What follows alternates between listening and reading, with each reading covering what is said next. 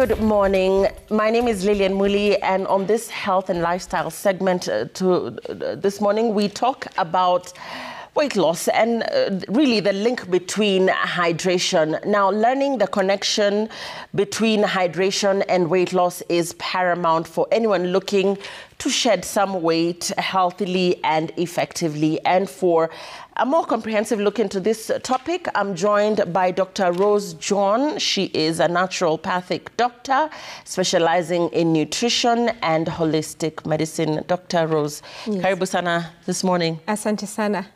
Right. Yeah. Now, Dr. Rose, I want us to first begin by really how much water a person should be drinking. And I'm not just talking about, you know, looking consciously at efforts to lose weight, but just generally in terms of what the ideal consumption of water should be for an adult, for a child. Let's look at those two different demographics. Okay, thank you so much. And I appreciate to be here again. It's the first time to be with you. But as we talk about hydration and nutrition and weight loss, you know, most of the people, when they think about water, they just think about the normal water we know. But we have a lot of things that contains water content. And when we take them, they supplement the water in some percentage.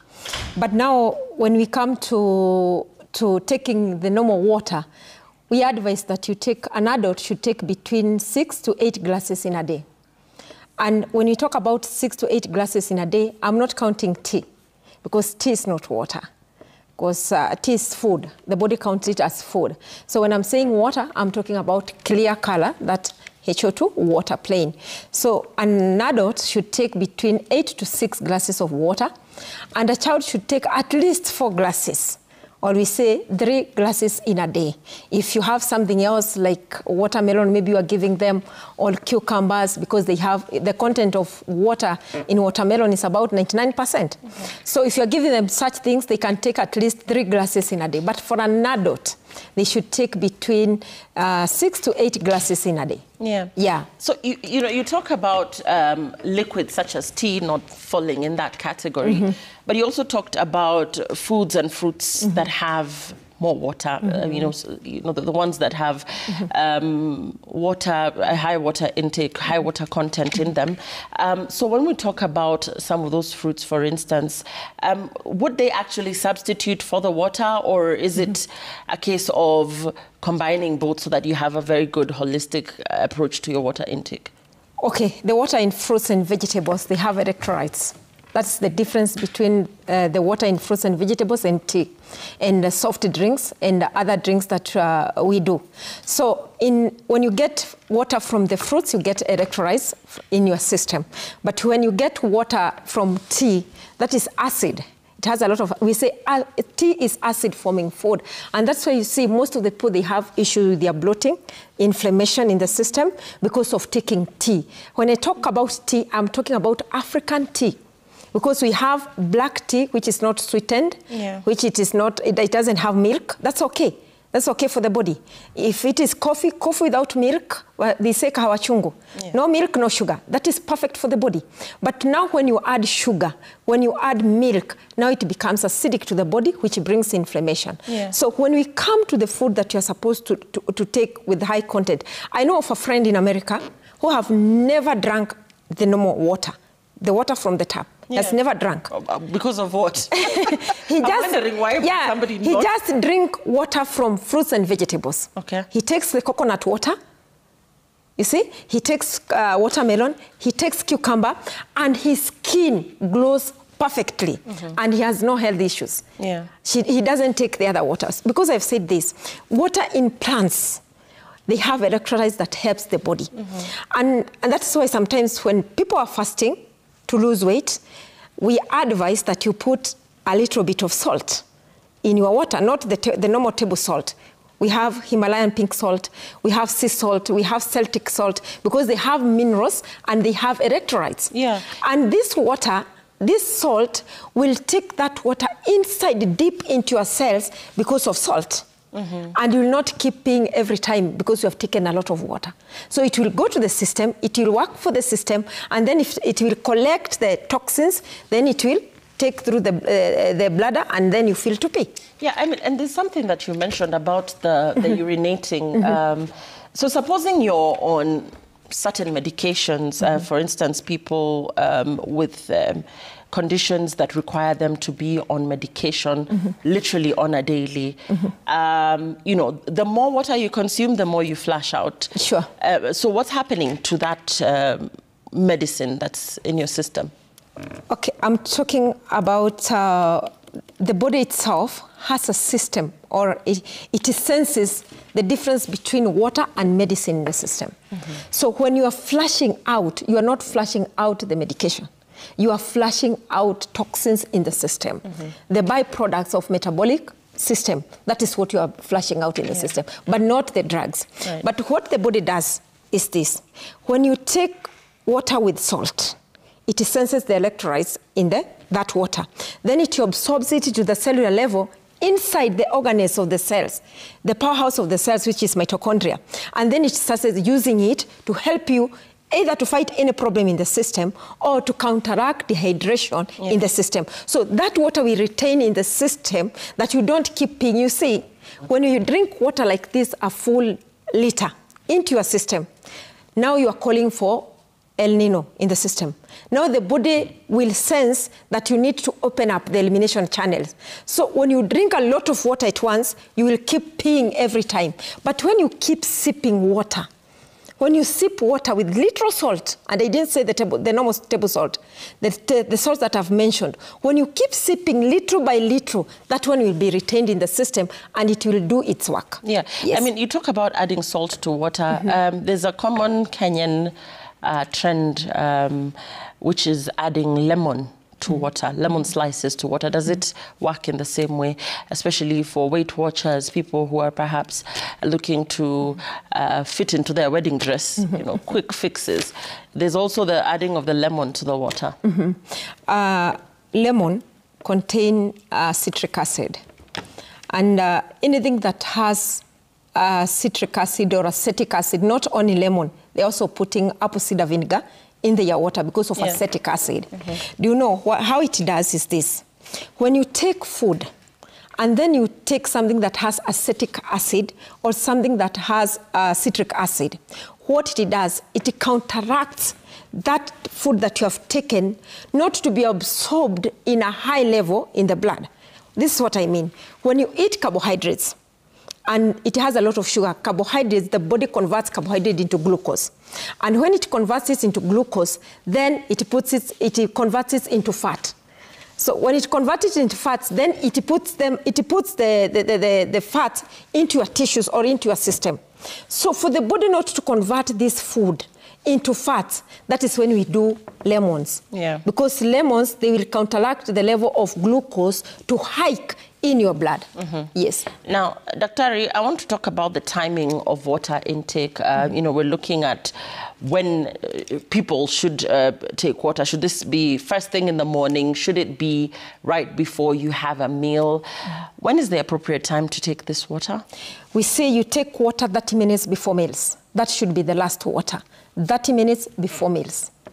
Then after meals is 1.5 hours after meals. You know why people have issues with their bloating, gases, acid, and every time the tummy is protruding. And so when you wake up in the morning, the tummy is flat. But when you start eating, now the tummy is protruding because of drinking water with meals. You are not supposed to drink water with meals. Even if you take any medication for counteracting antacid, it won't work because you are taking water with meals. So water you're supposed to take 30 minutes before meal, 1.5 hours before meal. Why? Because when you eat and you take water, when you start chewing your food, the body senses that the food is getting in. So what does the body do? It brings out the digestive fluids. So when you drink water, you dilute the digestive fluids. So these meals were supposed to be digested in 2 hours or 3 hours. It takes 4 or 6 hours to be digested. Extra hours because of body temperature, it decomposes. Anything decomposing, it has byproducts. That is why you feel some people when they eat in the morning, Noontime, they can belch and they feel the food is coming out because of taking food with water. Right. Yes. Now, using hydration as a tool to control cravings, remember, we're also linking the hydration to weight loss. And so in terms of controlling cravings and reducing overeating, what role does hydration play? Water is very, very essential in the system because it helps the oxygen to flow into your cells. So when you are dehydrated, the body will sense that you are hungry, but you are not hungry. It is dehydration. So most of the people, they counteract dehydration with eating. And the more they eat, they don't eat the right diet. They eat the wrong diet. And most of the time, I call it dead food. Dead food, I say, it is food that doesn't have food in it. It is food type. It is ultra-processed food. And ultra-processed food is food robbed of nutrients. So most of the time, it has been created to bewitch you, to stimulate your taste buds. So every time you need more. And most of the ultra-processed food, they have added a lot of salt, a lot of fat, and a lot of sugar. So this will urge you to eat more because it will fluctuate your sugars up. And when your sugars are up, the insulin is up. To bring the sugars down or to take the sugars to the tissues all inside the cells. So most of the time you find that when we are dehydrated, we counteract it with food, and that's why we increase weight. Right. So when you drink water, when you feel hungry, some people, they say when they drink water when they're hungry, they feel some burning sensation. The problem is not with water. The problem is with your body. You already have underlying condition. That is why the body is sensing there is problem. And that is why we come that you are not supposed only to drink plain water. You can use water from the plants because it is alkaline. Yeah. Now, Dr. a lot of people, and you've touched on this, I believe, a lot of people confuse hunger with thirst. Teach us how to distinguish between the two and what steps really to take before reaching out for a snack. So there's the snacking in between the day, perhaps because you just feel that, you know, I need to take a bite of something. I'm feeling a bit lightheaded. I'm a bit hungry. So confusing actual hunger with thirst. This is the thing. Most of the people, especially when it is cold, we don't drink water. Like this season when it is cold, we don't drink water and we eat a lot and we drink a lot of tea. So when the body calls for water or the body is dehydrated, is calling for water, most of the people, they counteract water with tea or they take soft drinks. Remember, inside the tea there's sugar. Inside the tea there is milk which has lactose, which is sugar. So the body will yearn for more tea more than water. Because remember, I told you that most of the sweet things, they stimulate the taste buds. So they call for more biscuits, more cakes, more junk foods, because junk foods, they have additives, they have chemicals, which are not friendly. Remember, when we are eating or drinking water, we are not feeding the stomach. No. The stomach doesn't eat food at all, at all. The stomach is just a way through to the small intestine. Then in the small intestine, that's where we have villi. The work of the villi is to squeeze the watermelon that you have taken, to squeeze the juice into the blood. Then inside the blood, we have the cells. Then inside the cells, the anatomy of the cells, we have the organelles. And the most effective organelle in the cell is mitochondria. Because the mitochondria, it gives you power, it gives you energy so that we can talk the way we are talking, so that you can see, so that you can walk. So you can imagine a dehydrated cell. You are affecting even your organelles inside the cells. Dr. Rose, you talked about certain habits depending on the climate. So you say, for instance, when it's cold, people tend to want to take a lot of tea. It's just a natural reaction, or perhaps warm beverages. But equally, in warmer climates, you know, in hotter places, the reaction is the adverse. I'll give you a personal example. I was in Turkana. I don't like watermelon. It just tastes like Nothing really. I know. I mean, no pun to the watermelon lovers. I know there are also people who are diehard avocado lovers, but for me, the watermelon was just something that I was really reaching out for. So talking about climate and what that does adversely in terms of the body's reaction in perhaps hotter areas, like I said, for me, the go-to was watermelon, and of course a lot of hydrating. Ideally, what should happen in such climate? As you have said, if you can grab a watermelon. Why is the body craving that, though? The body is craving that because you are sweating a lot. You see, when you are sweating, you are losing a lot of water. The way we are speaking like this, we are losing a lot of water. When you pee, you are losing a lot of water. When you go for a long call, you are losing a lot of water. The body uses water a lot in a day. We say 80% of the system is water. So the body uses a lot of water. To move your blood, you need a lot of water. There are people who have thick blood. We call it viscosity of the blood because they don't drink water. Instead of drinking water, they alternate with other things. They curb the urge down with other things. So in hot places, you are losing a lot of water. Like I was in Dubai, and we were sweating almost 24/7 because it's extremely cold, it's extremely hot. So we were taking a lot of water, a lot of watermelon, a lot of cucumber to counteract that thirst. And that's when you are taking watermelon, you have said it's not tasty. When we cut watermelon, you see, it is the way you have trained your taste buds. Yeah. If you train your taste bud on bitter things, you'll never like sweet things. If you train your taste bud on sweet things, it will never like bitter things. So when I'm taking watermelon, I use lemon. Yeah. You cut the lemon, I cut watermelon into pieces, I put it in a plate, then I cut the lemon, then I squeeze the lemon juice on top of watermelon. And there is a program I'm doing. This is my third day. I've not taken anything cooked. I've not eaten anything cooked. I'm taking holistic medicine, then I'm taking watermelon only and lemon. I'm taking watermelon in the morning, watermelon in the evening, twice a day. How are your energy levels? They're okay. You know, I mean, most of the things we have to you know, look at different scenarios. This is definitely not for somebody who is on a proper weight loss regime, a gym diehard. Surely that person cannot sustain themselves on watermelon all day. You need something to burn. And, you know, I'm just assuming for me, who is recently back in the gym, that if I was to go to the gym on watermelon, then I would be in a lot of trouble. I want to say this. Exercise alone cannot help you to lose weight.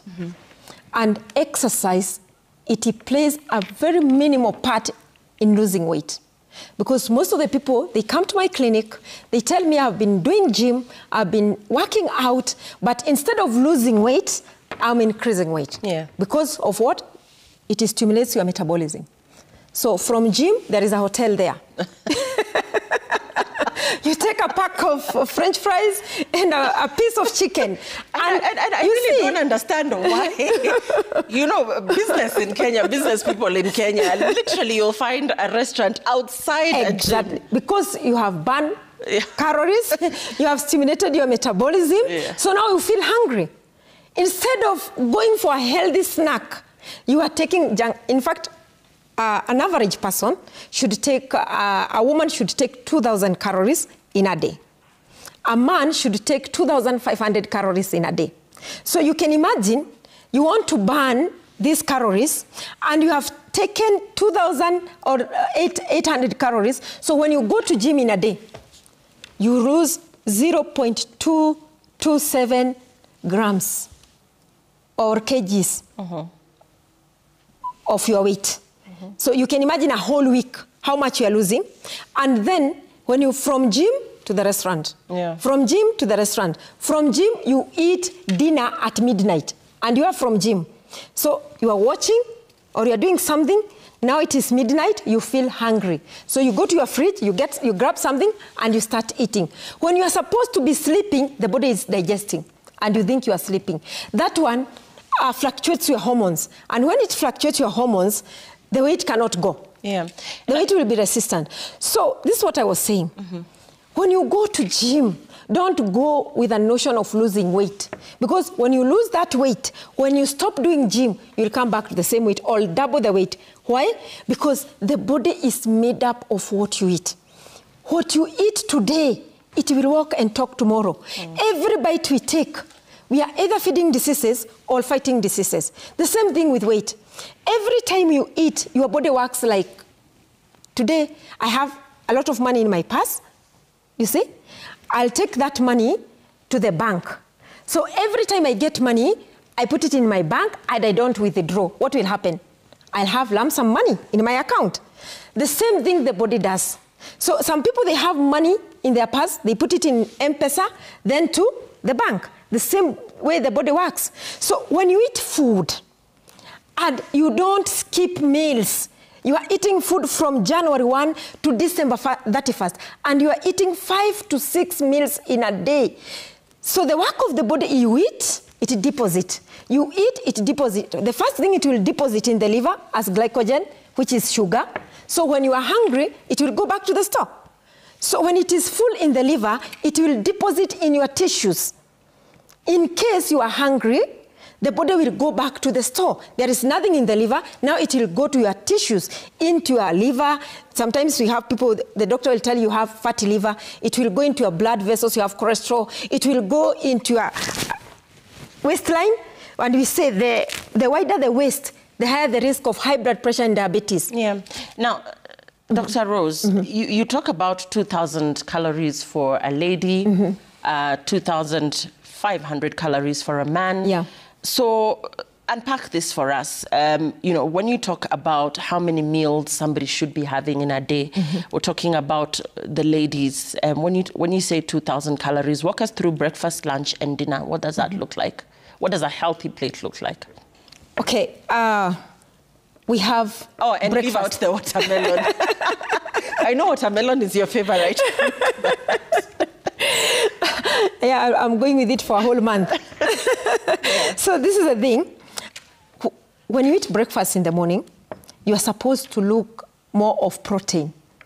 And the normal breakfast that we have, that is what is making a lot of people to overeat. So when you wake up in the morning, when you take protein, the body converts protein into amino acid, not calories. So it will convert the bread, the tea, into glucose. So immediately you eat, in few hours or 1 or 2 hours, everything is inside the system. Now you are hungry. So you'll have a snack at 10, between 10 and 11. Then the snack that you're having is still carbohydrates. So carbohydrates, the body converts carbohydrate into glucose, which is energy. And already in the morning you had put more energy in the system. So the system will say, no, this energy that you have put, we still have more in the cells. So it will put it in the store. Then you eat lunch, rice and maybe some beans or some meat. It will take this rice into the store because it is too much in the cells. So the work of the body is to store, it doesn't burn. So in the morning when you wake up, you eat like 3 eggs in the morning. Eggs doesn't contain bad cholesterol. And most of the people, they fear eggs and they eat a lot of ugali, which the body will convert into cholesterol. Yeah. So you eat 3 eggs in the morning, plus cucumber here, plus tomatoes. Remember, our plate should be colorful. We are not supposed to eat one color. So we eat cucumber here, tomato here, and maybe red cabbage, the purple cabbage in the morning. Then here, you boil pumpkin. That is breakfast. But before you eat this breakfast, in the morning when you wake up, make sure you do green tea. We have alternatives of tea. You take green tea because of polyphenols, catechins in green tea. You can take rosemary tea. You can take cinnamon tea.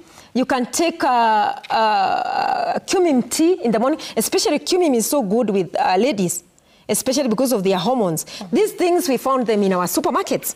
So you can take them alternative to your tea because they have medicinal compounds And the same time, it's food for you. Yeah. We have clove. You can take cloves in the morning as tea, but the content now of cloves, you should measure it like a half teaspoon in a glass of warm water, and you drink. So the alternative to tea, after taking the tea without sugar, and sometimes if you want to lose weight, without honey, because calories is calories, either in healthy foods or unhealthy foods. So if you want to lose weight... In the absence of honey, what would be an ideal sweetener for these teas? Molasses. You can do blackstrap molasses. We have molasses and we have blackstrap molasses, which is healthy for human consumption. Blackstrap molasses. You can... blackstrap molasses, it doesn't fluctuate your insulin in the system. So it is friendly even with people with diabetes. All right. So another thing a person can alternate is dates. Dates are good. You can alternate as tea. You just put few dates and take, or stevia. Okay. That is the alternative. But I say it's better you train your taste bud not to love sugary things. We're completely doing away with milk from what I'm assessing. Yeah. Because this breakfast, it's a very green plate.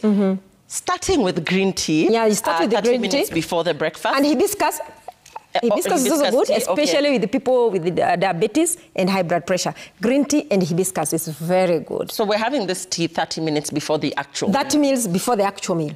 Then you eat the breakfast. Yeah. Then after eating the breakfast, after 1.5 hours, you start drinking water. Don't snack anything, because every time you snack and you want to lose weight, you call for insulin. And the more insulin you have, the more weight you add. Yeah. You get? So in between meals, you just drink water. And that is why surely, people don't drink water. For the average Kenyan, perhaps somebody who is very busy, some of us are out in the field, you know, for long hours. So I've had my very nice, healthy breakfast. You ate breakfast with protein. It will curb hunger. But I'm hungry. No. Because of eating bread and tea, that's why you are hungry by 10. Right, okay. But now you have taken protein in the morning with some vegetables, sometimes sweet potato, sometimes pumpkin, boiled, you see what I mean? And then sometimes you say, today I'm not eating anything. I'll fast for 16 hours. Yes. Well, but that's not for everybody. That is literally not for everybody. Exactly. Because, you know, again, we're talking about a diverse group of people. Some people who perhaps are diabetic, you know, low blood sugar, high blood sugar, fluctuating sugar levels, blood sugar. We're also talking about, you know, people generally perhaps at an advanced age, perhaps younger children. So when we talk about fasting, and we'll get into diets such as intermittent fasting, but when we talk about perhaps deciding that you're not eating for 16 hours, I'm listening to my body. How to get there is the question. If you're completely healthy, perhaps have no underlying health conditions, how do you get to that 16-hour fast where you can say, I've gone for 16 hours on watermelon or on water? We say the mind has power. You can control your mind. Sometimes we are not hungry. We think that we are hungry.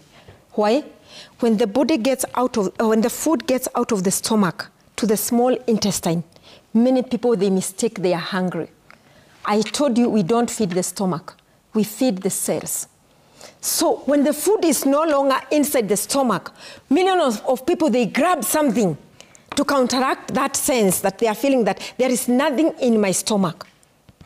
And that is where most of the people, we have big tummy. Because we are not feeding the cells, we are feeding the stomach. So the stomach has to show that I'm eating. The stomach will protrude literally.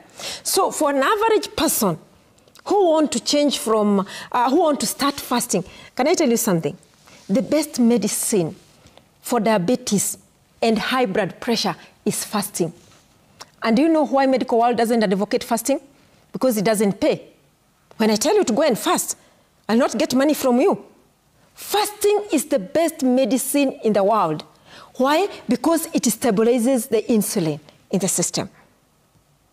When you wake up in the morning, the doctor says, check your sugars in the morning, if they are okay.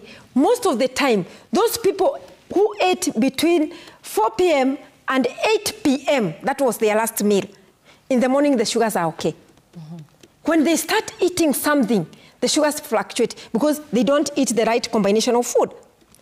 So when you have diabetes, even if you are old, even if you are 100 years, I put you on raw diet and I put you on fasting. And even if you are getting injection of insulin, we stop from there. What is raw diet? What is a raw diet? That's now where we come here. Okay, we'll get into that. Yes. We'll get into what a raw diet actually is as we talk about diets, because there's a craze in the country right now around diets and weight loss, quick fixes. But before that, Dr. Rose, you took us through a very colorful breakfast that of course includes more protein and a very colorful plate. Let's talk about the lunch. So we've had our breakfast. Ideally, breakfast is at what time? 6 to 8? Now, you cannot dictate because most of the people have different work schedule. So you cannot dictate it. It depends with the person how you arrange your breakfast. Some people can arrange their breakfast between 7 and 8. Some can arrange between 8 and 9. Others, 9 and 10. That's when they take the their reason breakfast. I'm asking that is because of the time lapse, not the time lapse, rather the time it takes. So you've had your breakfast, perhaps had a late breakfast at 10. By 1, you're not supposed to eat, no. Exactly. Because you're supposed to take 6 hours to 8 hours after taking the first meal. After taking breakfast, you make sure I've stayed 6 to 8 hours before taking any other meal. Okay. That process of digestive system, it will have done with its work. So what does our lunch plate look like? Now, when I'm talking about lunch, I'm not talking about somebody like me and you who are seated most of the time. Me and you who are seated in the office most of the time, we are strictly supposed to take 2 meals in a day.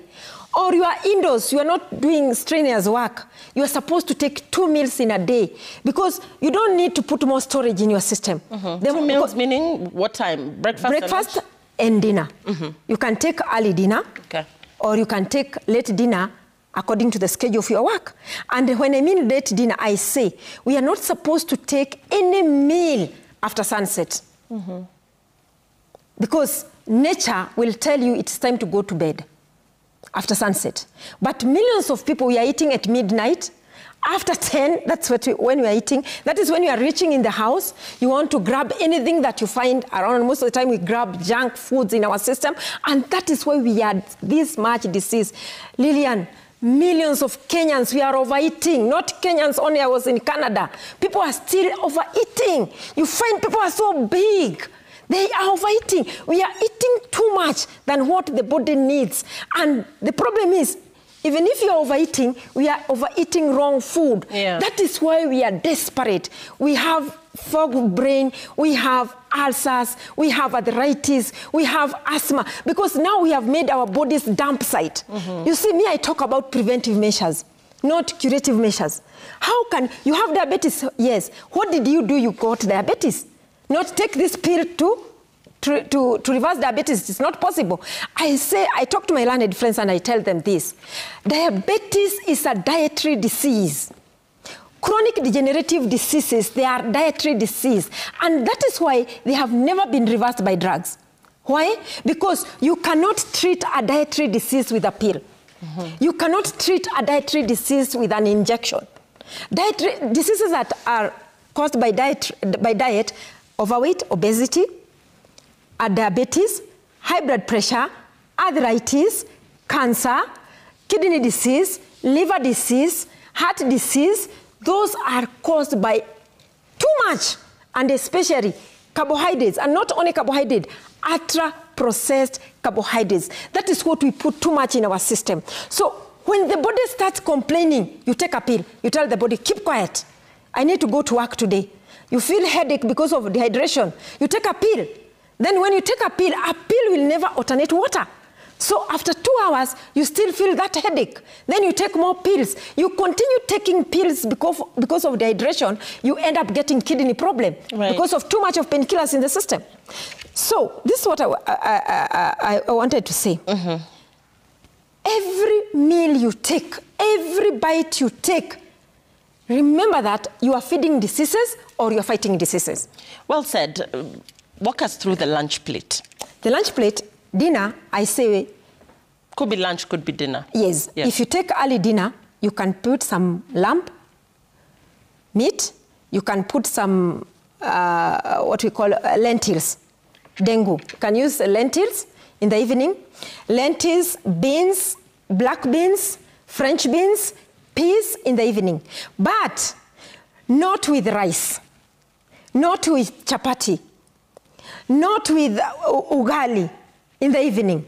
Use these things with vegetables in the evening. Daktari, these are things we grew up having. There's a viewer here who's watching and saying, when you tell me not to eat my ugali, or when you tell me not to eat my chapati, or my rice, depending on what part of the country you're from, then you're really denying me what my system knows. So how to win yourself off of things that customarily, traditionally, we have adapted to. These are habits that we formed over the years, and so traditionally Kenyan foods are starchy. So you'll have your starch, you'll have your meat, and you'll have... In fact, we hear that in certain homes, there are men who say, kama hakuna nyama kwa hii chakula, hakuna nyama, hakuna chakula. So how do you win people? I mean, when you look at certain traditions, the nomadic pastoralists, for them, meat is their way of life. Yeah. You see, we give facts. When we were growing up, we were eating these things. And I agree with that. But we are doing a lot of exercise. We were working out. Yeah. When you go to school, you are not going with a bus. You are walking to school. And you go in the morning, and lunchtime you are back home, and then you are back to school, and in the evening you are back home. And we were not walking. Most of the time we kept running because we don't want to get late, because we are coming from far. We fetched water from far. We fetched firewood from far. We went to work in our farms, and we were working so hard. And even yesterday I was telling somebody that we were yearning the night to come so we can go to bed. And at 8, everybody was in bed because all of us, we are tired. Yeah. You see? So, and when you sleep, when you are tired, you have a sound sleep. And because we ate early, by 7 in the village, people are done with the meal or the dinner. Yeah, so actually, we have time to sleep. Actually, somebody pointed out, and shout out, mad respect to our boda operators. We respect your hustle, but somebody was pointing out that even in the villages, the availability of the bodas as well means that people are not working anymore. People are really not putting time into that physical activity. That is very true. Yeah. We are taking modern lifestyle to our villages. And you want to go and see your mom, you shop soft drinks, you shop for sugar, refined flour, you see? You take it to your mother, back at home. But the mother is used with sweet potatoes, plantain, pumpkin, githeri, it's their favorite back there. But now you are slowly you are changing their lifestyle because you want to show them this is because of this is lifestyle. Modernization. Yeah, this is because of modernization. So when you are growing up, we were doing a lot of exercise. We were burning calories. Today, I sit in my office from morning to evening.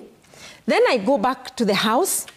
If we have house girls today, so you will not wash any utensils, you will not wash any clothes, you will not even wipe the table because you have a house girl, so you are not working out. So you are seated in a coach trying to go from this channel to another. So that one has caused, we say, sedentary lifestyle. Sedentary lifestyle has caused even lives to people. Yeah. Because most of the time they are seated. So this is what I say. In the evening, because you are not going to work in the farm, why should you overeat? If you are going to eat ugali and you are eating early, a small portion of ugali. If you are going to eat chapati, remember, you need to mix your chapati. We say value addition. Add some carrots in your chapati, add some pumpkins in your chapati, put some even nuts in your chapatis. Now you have added value to your chapati. Or you can mix your flour with oats. You have added value to your chapati. But I make spinach pumpkin. I mean, spinach pancakes, I make beetroot pancake. When you go to my YouTube channel, they will see. I make spinach pancake, I make beetroot pancake, I make even hibiscus pancake. I put them and I add value to what I eat, because I don't see food as food. I see food as medicine. So because when you take them to lab, you do the analysis of watermelon, you will see the chemical compound that is helping your body when you have high blood pressure. Right. Now, Dr. Rose, you told us that this is what a raw diet looks like, and I can see avocado, my favorite. This avocado is just my best friend currently when it comes to fruits. I can see watermelon, cucumber, apples, and lemon. So walk us through what this raw diet is all about. Okay. We said specific people, we put them in a specific type of diet. Because this one, we cannot give it to a pregnant, expecting woman or a breastfeeding woman. This is just for an ideal person who doesn't have issues, who wants to lose weight. Yeah. You are overweight, maybe you are diabetic, maybe you have high blood pressure, and you want maybe to reduce the prescriptions and maybe to come back to normal, like any other person. So the watermelon, when you want to lose weight, we have what we call binders. We have what we call withdrawal symptoms. Like when we withdraw from alcohol, when we withdraw from smoking, you know, there is those withdrawal symptoms. The same thing. Cooked food is addictive more than heroin. That is why to separate people from cooked food is difficult. But when you manage, they thank their God because they see the difference in their system. So cooked food is addictive. So we cannot tell you, stop eating this, start eating this. That is why we remove you from cooked food slowly to raw food. Then from raw food, we teach you on intermittent fasting. Then from there, we can tell you, now you can manage your life. Sometimes you can fast on water. Sometimes you can fast on raw food. When I talk about raw food, I mean food that has life in it. When you cook vegetables, you kill the life. What is life? Life is vitamins and minerals. The spinach was green. Now you are bringing on the table when it's brown.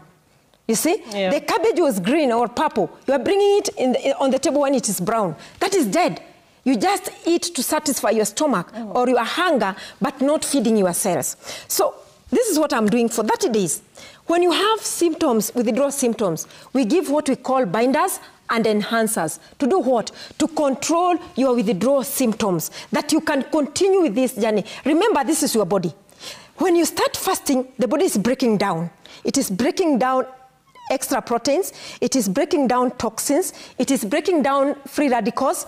Now, who will free? It breaks down even through your skin. You can see boils on top of your skin or rashes on your skin, because now the body is breaking down, and the skin is the largest organ of the body to eliminate toxin. So you start seeing some things on your skin. So when the body is breaking down and it is your system, it is showing you it is healing. So you're not supposed to stop doing that. So that one, we give binders and enhancers to control or to support this patient to continue with fasting, to continue with raw food. When I talk about raw food, Lillian, I'm talking about smoothies. I'm talking about juicing. I'm talking about raw salad. Those are raw food. So what am I doing with my watermelon? Every morning, I cut my watermelon into 2 pieces like this. So in the morning, I eat half. In the evening, I eat half. That is my diet for the next 30 days. Then I'll take lemon. I will squeeze the lemon juice. So in the morning for me, you see, I'm energetic, and unless I tell you that I'm fasting, you cannot see that my battery is low. I'm still high. Why? Because I'm taking enhancers and binders to control my healing crisis. So when you fast on raw food, you take your body into a system we call autophagy. Autophagy is whereby the body breaks down the toxins, and then the binders and enhancers, they catch the toxins from the system and bring them out through the elimination channel. So some people, they fast, in the 3rd day they are dying. Some people, they fast, in their 5th day, they cannot make it again because the body has broken down, but nothing, there is not the sweep now or the mopper to remove everything from the system. So when they come to us, we put them on raw food and support them with enhancers and binders to remove the toxins out. So when you are starting to change your diet from cooked food to raw food, remember the body is clogged up, especially what we call the lymphatic system. The lymphatic system is the sewerage system of the cells, where the cells, you know, your cells, they eat and they pee. So when they remove those toxins or those waste, they remove them through the lymphatic system. That is when sometimes you can see some people, they have swollen lymphs. They are swollen, and when they go to the hospital, the doctor will know this is clogged lymphatic system. They give antibiotic. When they take, after sometimes they are okay. Then after they are done with the antibiotic, the problem recurs again. Why? Because we have not gone to the cause of the disease. The cause is lifestyle. What that person is eating has clogged the cells and has clogged the lymphatic system, the sewerage system of the cell. Remember, when you eat junk foods, when you eat food that doesn't have food in it, it is like putting the wrong fire at the wrong place. It's like being in a station whereby there is a tank of fuel and it is full in the tank and the person is still putting more petrol. So it's a catalyst for exactly. disaster. Okay. So that is what we call inflammation. Inflammation of the joints. It is fire burning from within your cells because it is too much inside the cells and outside the cell. The body is yearning for help.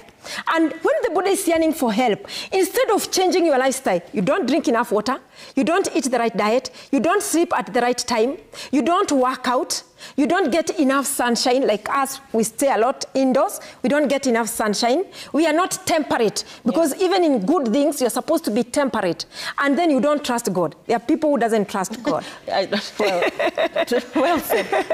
We're going to start wrapping up. But, you know, in terms of all of this, because, you know, we had a show here some years back, which ran under the mantra Total Lifestyle Change, and that's Slim Possible. And what we were doing was that we were getting the ladies started off to, you know, a good, healthy start.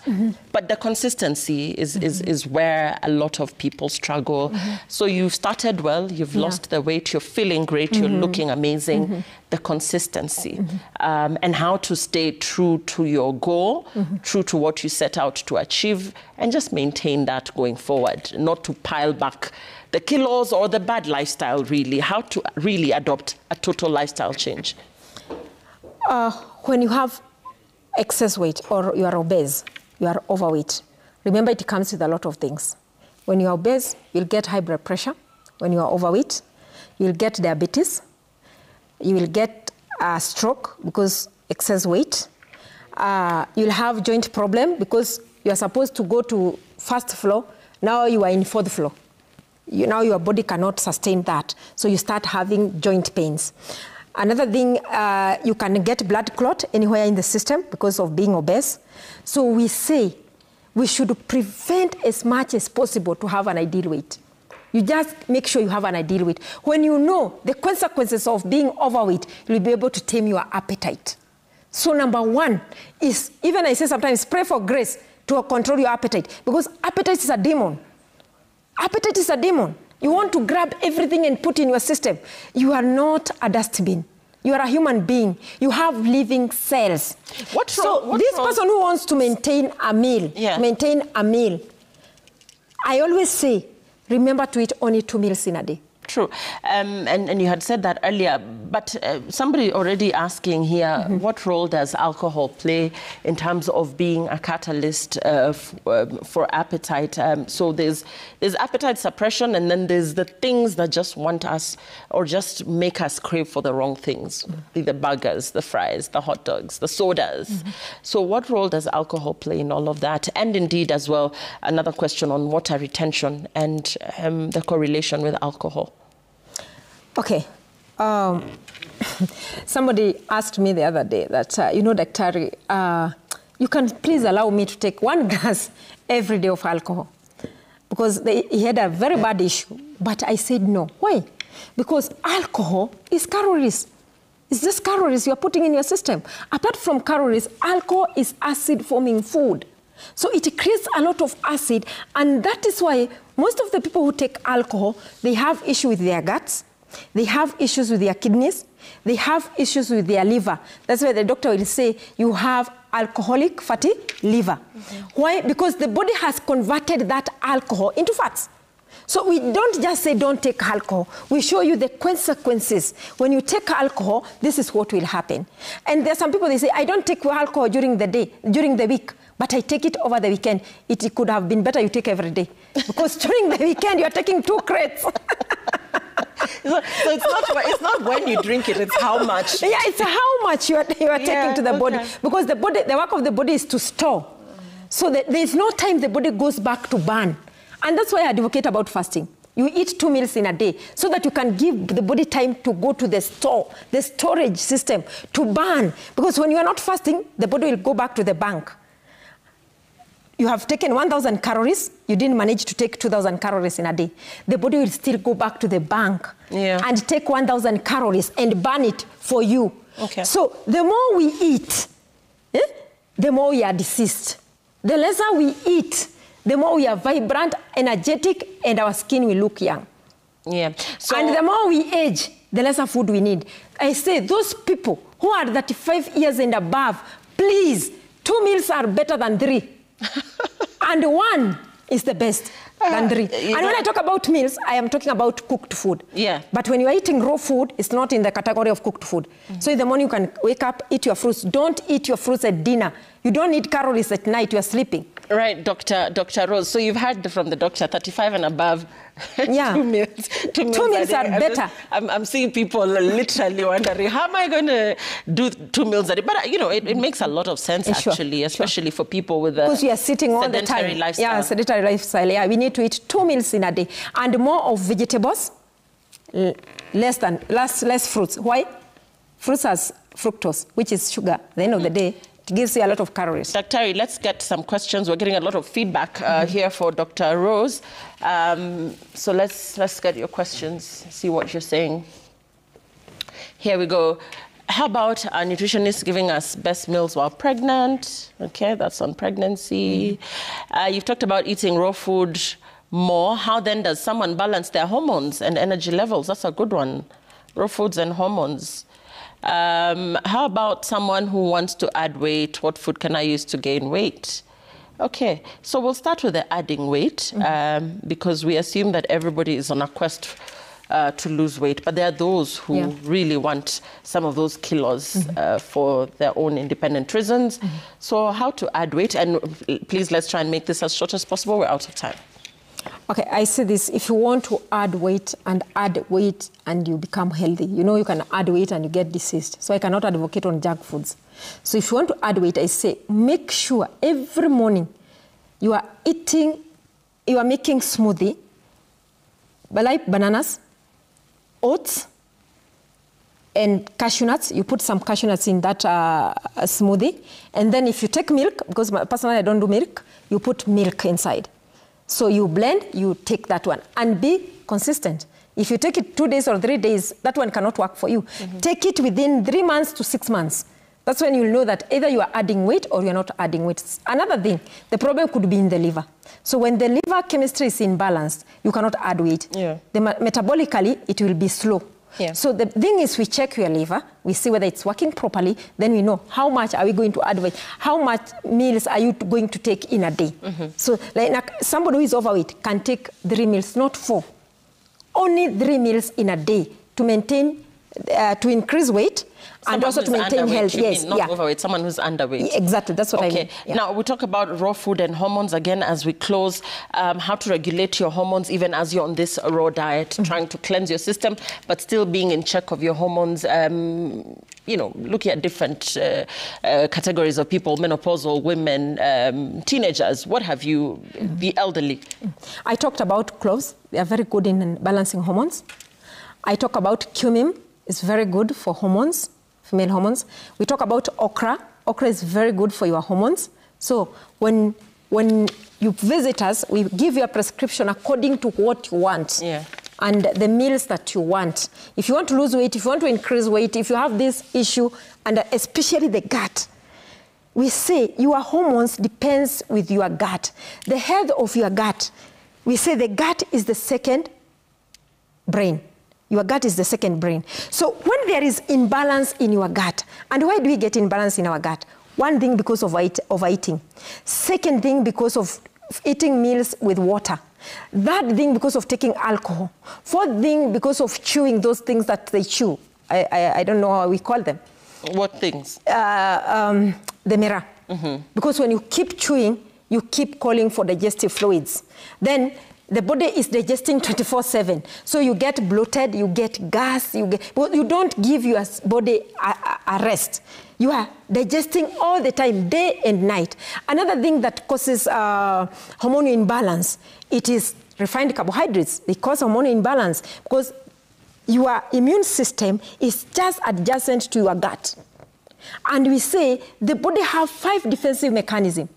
We have stem cell, we have DNA, we have angiogenesis, we have the gut, the microbiome, and also we have the immune system. Those are body defensive mechanisms. And those, the cells, they feed these 5 body mechanisms with what you eat. So if you give them the wrong information, because food is the information in your cells. So when you give the body the wrong information, it will give you the signals. Yeah, right. Yes. And finally, for the lady who is asking about a pregnant woman, just observing all of this, the raw diet, the adopting, cleaner eating habits, for a pregnant woman, how to go about that? We're closing now. Eggs are healthy for a pregnant woman. 2 to 3 eggs in a day. They're healthy. Vegetables, we have traditional vegetables. Like we have vine spinach, you know it? There is what we call vine spinach. In our language, they say nderema. It grows, it is a wild edible, it's a vegetable. We have what okra is good for a pregnant woman. Cucumber, lettuce, they are good. Asparagus is good for a pregnant woman. Now, I'm talking to a person in the village. Sweet potato, pumpkin, peas, but you don't take a lot of peas. Peas take twice a week because you can get a baby who has a problem with the skin. So take peas twice a week when you are pregnant. But the rest, like pumpkin, cucumbers, sweet potatoes, yams also in moderation. Because, yams also in moderation. But sweet potato and plantain and pumpkin, they are very good. Food that has beta-carotene. Right. Food that has lycopene because of blood. The red coloring matter because of blood. Beta-carotene, the yellow coloring matter because of cells. You want to protect your cells, your cells and the cells of the baby. Dr. Rose is a naturopathic doctor. She specializes in nutrition and holistic medicine. I want you to close for us, Daktari, because we're looking at building healthy communities. So as a parent, I'm not going to be able to adopt cleaner eating on my own. I would like the family, the entire family, to be part of this bandwagon. So when we talk about incorporating children as well, having them also liking to have their plates greener, which we know children don't like. Let's close on that note, a parting remark for our viewers in terms of how to make our families more conscious about what they're putting on their plates and indeed hydration as we close. Okay, thank you so much. This is the thing. When you're incorporating food for your kids, I've talked about making pancake using spinach. So they get that taste of oats inside and they get that taste of eggs inside. If you are allergic to eggs, we use flax seeds. Flax seeds, they are alternative to eggs. So you can grind these flax seeds, you get the powder, you mix with your oat or you mix with your wholemeal flour. I'm not saying the refined flour, wholemeal flour. Then you put your beetroot inside, then you put your spinach, then you put your kales inside, then you put anything that you have, you feel that the kids, they don't like it when it is blended. You put it inside there. And then like now in smoothies, if the baby likes yogurt, blend your smoothie with yogurt. The baby will like it. There's certain things that your child like. Blend it. Bind it with the food that they like, and they will eat, especially the young ones. Right. Yeah. And finally, where can we find you, Dr. Rose John? Okay. And I have a lot of greetings from Harrison in Masters Plaza, Nakuru. It's my neighbor from Masters Plaza. And he said, when I come, I say hi to you. Now, I'm in Nakuru, Masters Plaza. 4th floor, room 412. And we have steam baths, we have jacuzzi, we have sauna there. I'm in Nairobi also. I'm in Ngai House 2, second floor, room C4. My cell phone number is 0723 390 411. 0723 390 411. YouTube channel, Dr. Rose John. They'll get my contacts there. Dr. Rose John, thank you very much for walking us through what a healthy plate looks like. It's been a very, very good conversation, even for me, I must say, who is on this total lifestyle journey, total lifestyle change journey as well. Many thanks for watching. I believe we've started you off to a very good and healthy start to the day. My name is Lillian Muli. Have a healthy week.